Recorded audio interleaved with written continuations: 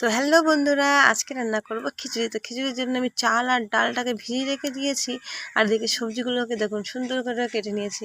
তো একটা একটা গাজর, ছোট্ট গাজর, সেটাকে আমি একটু গ্রেট করে নিয়েছি। তো খাবে বাচ্চারা, তো ওরা না সবজি যে গাজরের যে গোটা তো থাকলে না খেতে চায় না, তো গ্রেট করে দিলে খেয়ে খিচুড়ির সাথে মিশে যায়, তো খেতে ওরা খুব তখন আর বুঝতে পারবে না, তখন খেয়েও নেয় খুব সুন্দর। তো আমি সবজিগুলোকে আগে সুন্দর করে ভেজে নেব। তো আমার কড়াতে দিয়ে দিয়েছি। তোমার সবজিগুলোকে সব দিয়ে আমি তেল দিয়ে হালকা করে ভেজে নেব। তো দেখো আমার ছোট্ট উনুনে ছোট্ট কড়াই কত সুন্দর রান্না আমি করতে, মানে ছোট্ট উনুনে ছোট্ট কড়াই রান্না করতেও বেশ খুব সুন্দর লাগে।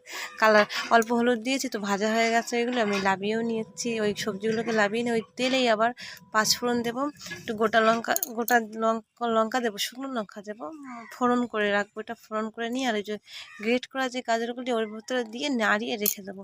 তো আমার সবজিগুলো, আর আমি এদিকে যে ভাতটা বসিয়েছিলাম, যে ডাল আর খিচুড়ি করব, ডাল আর চাল দিয়ে ভিজিয়ে খিচুড়ি করবো বলে, তো ওটা আমি উনুনে বসিয়ে দিয়েছি। তো ওটা ওর ভিতরেই সবজিগুলো আমাকে দিয়ে একটু লবণ দিয়ে ভালো করে সুন্দর করে নিয়ে নেবো। তো দেখুন আমার রান্নাটা কত সুন্দর, সবজিটা পুরো মানে সবজি সবজি সবজি সবজি লাগছে, এত সুন্দর লাগছে দেখতে।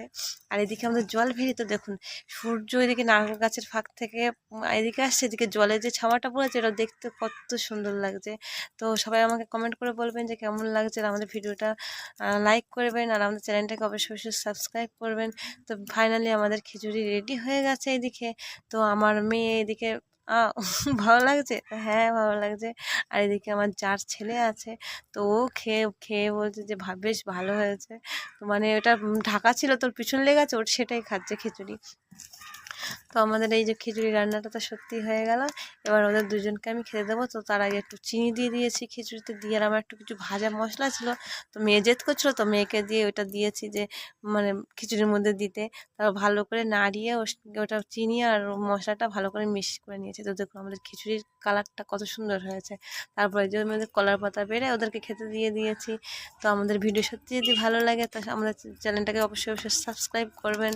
সবাই ভালো থাকবেন, সুস্থ থাকবেন, আর আমাদের ভিডিওগুলো একটা লাইক করবেন। টাটা।